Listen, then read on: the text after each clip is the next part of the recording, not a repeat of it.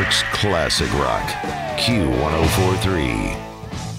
Ben Marshall, John Higgins, and Martin Herlihy are known collectively as Please Don't Destroy. Yes. And they're here with us this morning at Q104.3. Among other things, you're writers on Saturday Night Live, and the writer's strike is over. Yay! There we go. And Saturday Night Live, even though the SAG-AFTRA strike continues, Saturday Night Live is not a struck show. It is not. So you guys will be able to get back to work and get paychecks again. Yeah. It's pretty ridiculous. It's a really crazy feeling. We're excited. Yeah, thanks for having us. Oh, well, we don't pay you though. Yeah. I mean, Wait, we're not getting paid for this? Yes. No. How have you survived? See you later. I gotta go. Thank you, guys. Imagine, being out of this was a long strike. Very long. 146 days? Yep. Yeah. So what have you been doing to survive? We have been on tour. A tour that we actually planned before the strike happened, and we've been talking about it of like, I don't know if we would have planned the tour like after the strike, just because it was so heavy and so weird, but luckily we had all these dates that we had to do, and the timing worked out really well. Yeah. We went on a 30-city tour across America, our first proper tour, doing our live sketch show. Yep. And now we're excited to close it out in New York at the Town Hall. The second best city in the entire world. Second? What's the first? Madison, Wisconsin. We love you. No, we're so excited to be back in New York. It is our favorite city ever. Well, you came together at NYU, right? Yeah. Yeah, we all met there. Okay, Yep. and when you started working together, did you envision yourself as creating video comedy or doing live sketch comedy or both? I mean, how did you all become who you are today? Yeah, I think when we started, we were just focused on live stuff. Ben and I were doing stand-up, and John and Ben were doing sketch together. Yep. We all sort of met up, and I think the video stuff only came out of the pandemic because we couldn't do our live show anymore. Mm-hmm. And now this feels really good because it's like getting back to what we started off doing. Yeah. Well, you got over 7 million hits on YouTube with 3 Sad Virgins. Yes. Featuring Taylor Swift. Yeah, which I don't think has to do with it. I think the comedy of it is the reason why. You think people She were had watching nothing it to for do us? with it. No, I don't think so. Yeah. Taylor Swift wasn't the draw. It was the 3 nerdy writers. No, I mean you really luck out when you get Taylor Swift in a video. Come on. The coolest thing in the entire world. We cannot pitching it to our. We were like, we've been talking about it recently. Of like, we were like, well, she will never ever do this ever. But we pitched it to her, and she was like, "Oh my god, yeah, that's really funny because okay, yeah, I'll do it." And it was like, "Are you kidding me?" But wait a minute, how did you even get in touch with her? I mean, she's Taylor Swift. She was the musical guest at the show that week, and she has done the show so many times. She's like a friend of the show, and she's super funny. So writers and producers at the show were like, "If you guys have an idea, just pitch it to her. She's not, she's not a diva or anything. She'll if she likes it, she likes it." And she did.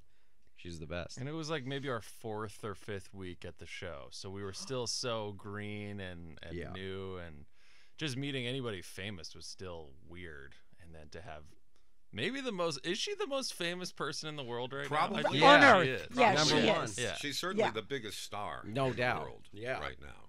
Yeah. And I mean, there was a video that got a couple of million hits that was just made a couple of days ago of a popcorn machine on wheels, because some people thought that she was hiding inside the popcorn machine. Oh, to that's be right. wheeled out of the stadium. At the Chiefs game? At the At the Chiefs game. Chiefs game, And yeah. in fact, she was not in the popcorn machine, but somebody posted it and said, "This is how they're moving Taylor Swift out of the stadium." Do you know And she so- actually walked in the stadium and nobody recognized her? I don't know how she pulled that off, but she did. Really? Yeah, when she Wow. walked in. It was only when she was in the booth with the mom that it was like, oh, That's hilarious. I guess because fans at the game were like, well, Taylor Swift certainly wouldn't ever be here. Like, you know what I Right, mean? So they're right. not thinking. right, right. It's crazy because we have to do that when we go to Chiefs games. Yeah, we do. Yeah. In that Sneak popcorn in the machine. popcorn Popcorn. machine. Yeah.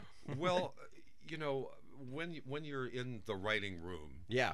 at Saturday Night Live, you just mentioned, you pitch something to Taylor Swift. You come up with ideas and then you have to pitch them, right? Yeah. And you're pitching in competition with your colleagues, your coworkers, right? Yeah. I mean, kind of.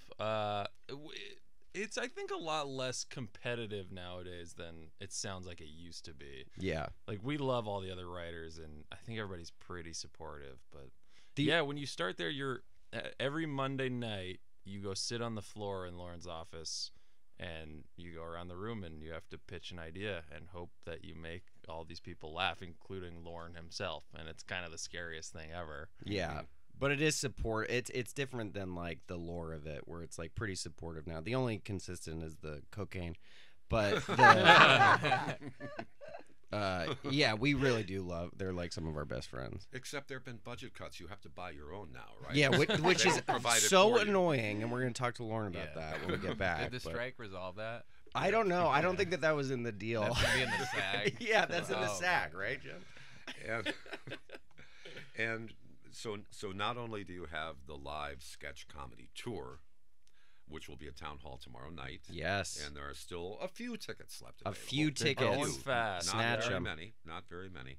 Two of you have a familial connection to Yes. Saturday Night Live. Yes. Were you, told stories growing up that helped make it a little easier for you when you found yourself living in that world? No doubt. I mean, seeing my dad there through all the he's been there for like 20 as long as I've been born. He's been at that show. So I've through the years heard so much, and that's one of the biggest thing that is helpful about like having him as a connection is like dealing with the stress. I've seen him do it his whole life. So it's been I feel like incredibly lucky that I got to see So that. you still wanted to do this despite seeing all his stress. Yeah. Because it's SNL. It's the coolest thing ever. And my whole life, it was like, well, I can't be on the show because he works there. And then luckily, we just like through the pandemic, doing those videos, doing the live shows, it ended up happening, and I still can't believe it because I never thought it would be an option. Well, you've been performing at festivals and at colleges. Yep. Now, I understand the college appearances and how that would work, and especially the sensibilities that you have, Sure. being contemporaries of people who are going to college. Sure. How does it work in a festival situation? We That's bomb. Such a. You're very smart to pick up on that. We've done. There are comedy festivals, and then there are music festivals that do comedy. Yeah. And those, we did a festival in Las Vegas that I won't say the name of. But, No, there's only one. But there's only one. There's only one. It's called the Life is Beautiful Festival. No, it's a great festival. We just did one of our worst shows ever there. It was right after we had gotten hired on SNL.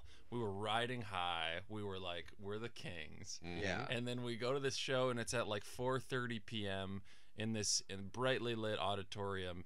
And the whole rest of the festival takes place outside. So everybody is like tripping and like rolling Yes. on Molly and watching these like EDM shows. Yeah. And then they come inside to get some air conditioning and then see that a sketch comedy show is happening. And they're like, what is this?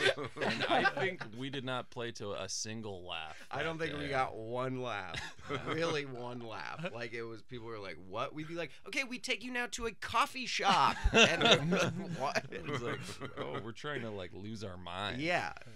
Well, at one point, if you find yourself in a situation like that, where people just aren't relating to what it is that you're presenting on the stage, do you go off into an improv mode and try to find a way to engage them?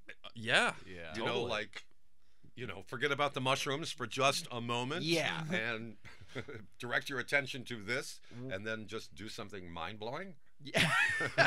Yeah. A lot of times we'll try to do a backflip. Yeah, we try to do backflips. I mean, on tour, it's kind of similar where every night we try to make each other laugh and throw in new things. But that festival, we were lost. They didn't like us. But what did you learn from that? I mean, everything is like a learning experience, Totally. right? Yeah, I think sometimes like sketch comedy can seem so like disconnected from the audience in like a traditional way where it's like you're wearing a costume and you're only talking to the people who are on stage, you're not talking to the audience. Yeah. But so on our shows, we like to come out as ourselves, talk to the audience, get to know them, like do a little crowd work, riff, let them get to know us as people, and then do our sketches. Yeah. With no costumes, no real props. It's very stripped down. So I think it feels more like a hybrid of stand-up and sketch than like a traditional like UCB sketch comedy show. Yeah, which is something that we learned to do by like bombing and places like that. Yeah, by seeing somebody like with no life in their eyes tripping on acid being like, "Sir, listen to me."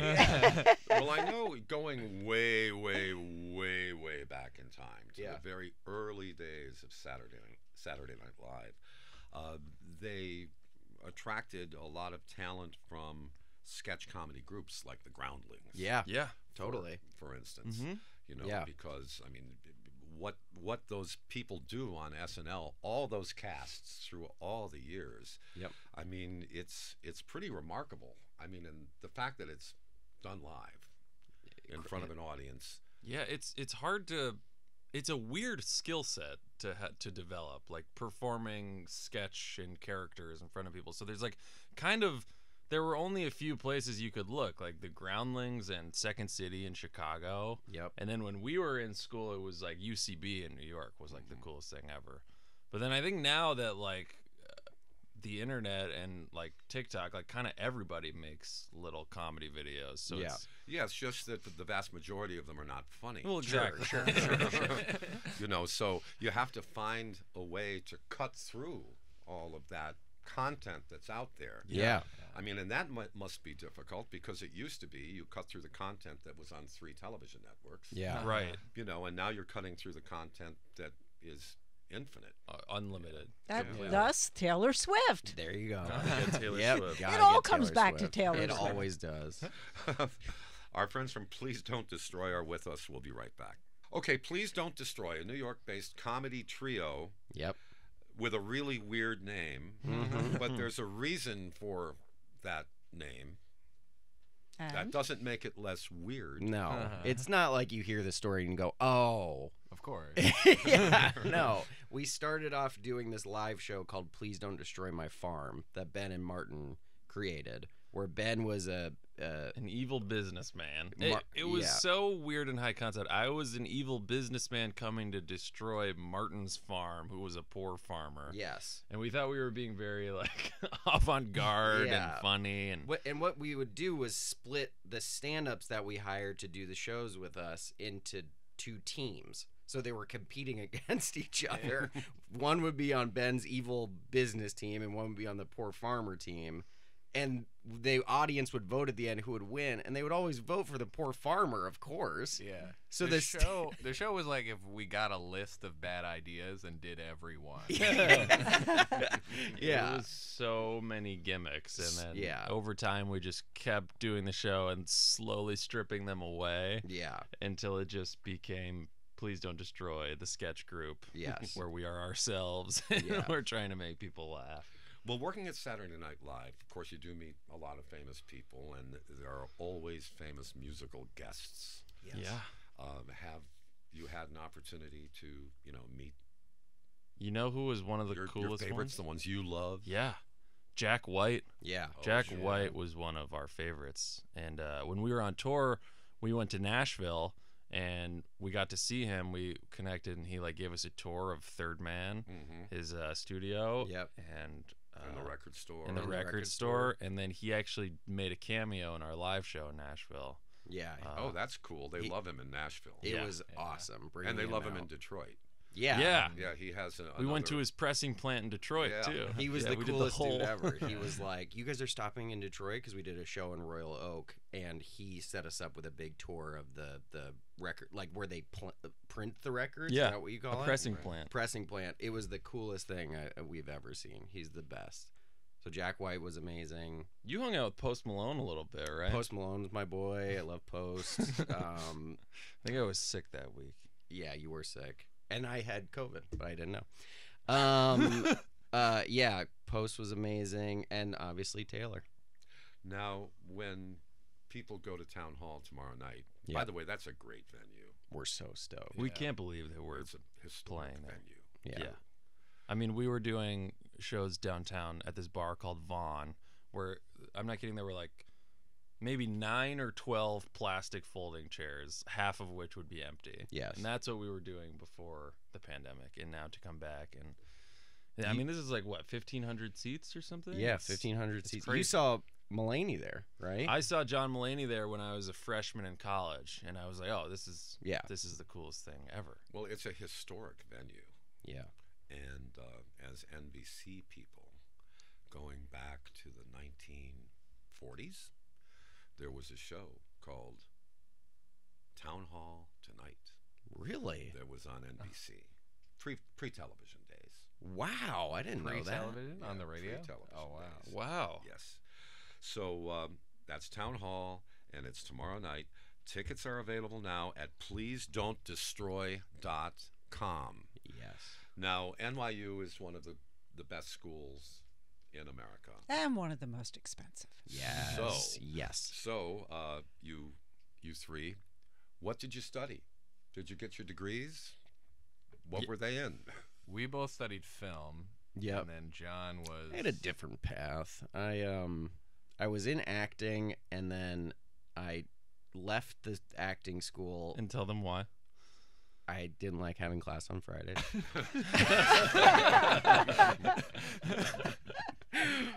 Loved all the teachers. Just the Fridays was ridiculous to me. And and then for like 2 years, I just did like electives. And then I was like, oh my God, I don't have enough time to fill all my credits. And then I switched into English, and then blah, blah, blah. I ended up with an English degree, I think. You think? Yeah. Yeah. But all of our Wouldn't matter time, either way. no, all of our time was spent with each other and the rest of our friends who were just making videos and doing live shows. So everyone that you've stayed connected with at NYU, how many of them actually got into the business? Quite a bit. Really? Really, a lot of them. I think we were lucky. We had a good class who was like really into comedy and worked really hard. Our friends Rachel Sennett, Emma Seligman, and Io Adebri just made a movie called Bottoms. I don't know if you saw any of the ads for that. It's out in theaters now, and it's like one of the funniest like true comedies that's been released in a while, in my opinion. Yeah, Totally. So good. Super funny. So they're doing it. A bunch of our friends are acting and writing and stuff. Well, It's- NYU has one of the best film schools. I Yeah. know, but usually when I ask someone, they say nobody. I know. It's Nobody, crazy. right? We were in yes. It is really, really crazy. It's a pocket of people that have really worked hard, and yeah, it's pretty amazing. Well, the Hollywood Reporter called you SNL's viral weapon. Whoa, whoa! You're making a big name for yourself, and remember, you can get tickets, just a few, so you have to act quickly. Yes. For tomorrow night's show at pleasedon'tdestroy.com. So Ben Marshall, John Higgins, Martin Herlihy, thank you so much for Thank joining you. us. Thank you for Thank having you us. guys Thank so you much. guys. This is so fun. Great. We're fans. New York's classic rock, Q1043.